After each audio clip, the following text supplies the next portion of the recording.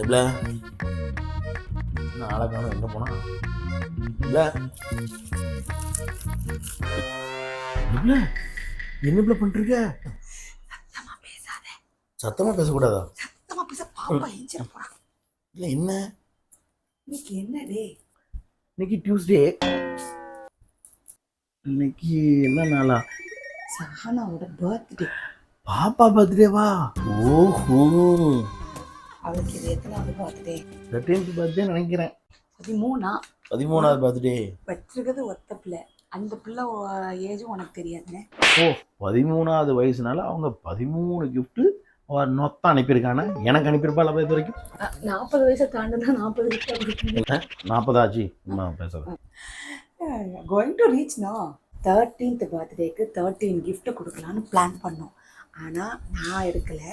இது வந்து அவள் அத்தை 13 கிஃப்ட்டும் அவள் அத்தை சென்னையிலேருந்து வாங்கி பேக் பண்ணி அந்த பையில் வந்துச்சு. இப்போ ட்ரெஷர் ஹண்ட் தெரியுமா உனக்கு கேமு?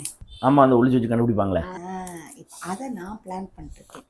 ஒவ்வொரு இடத்துலையும் மறைச்சி வச்சு அவளை வந்து கண்டுபிடிக்க வைக்கிறதுக்கு.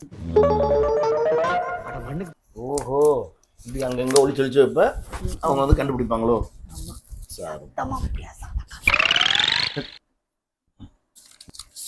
தூங்குறாங்கன்னு பாரு, சத்தம் போடாம.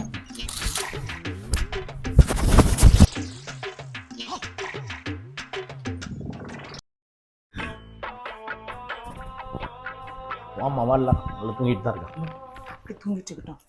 அப்போ நம்ம வேலையை டக்குன்னு முடிக்க முடியும். சரி, ஓகே. இப்போ எங்கள் பாப்பாவுக்கு இன்றைக்கி 13th பர்த்டே. எல்லோரும் அவளை விஷ் பண்ணுங்கள். ஸோ என் டீனேஜ்குள்ளே என்ட்ராறாங்க. கொஞ்சம் பயமாக தான் இருக்குது, இருந்தாலும் சமாளிப்போம். இல்லை, நம்மளும் அந்த வயசுலாம் கடந்தானே வந்திருக்கோம். சரி, பேசிட்டே இருக்காம டக்குன்னு குளிச்சுட்டு வா, போய் அவளை எழுப்போம்.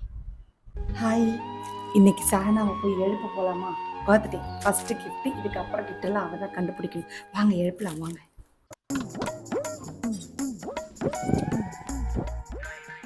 Sahana, happy birthday. Thank you, Mom. Happy birthday. Thank you. மறந்துட்டோன்னு நினச்சியா? சரி, நெக்ஸ்ட்டு அதில் என்ன எழுதியிருக்குன்னு படிச்சிங்கன்னா தெரியும் நெக்ஸ்ட் என்னன்னு.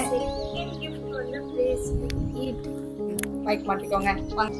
Second gift on the place you eat. அதாவது சாப்பாடு இடத்துல இருக்கு. கண்டுபிடிங்க பாப்போம். அப்போ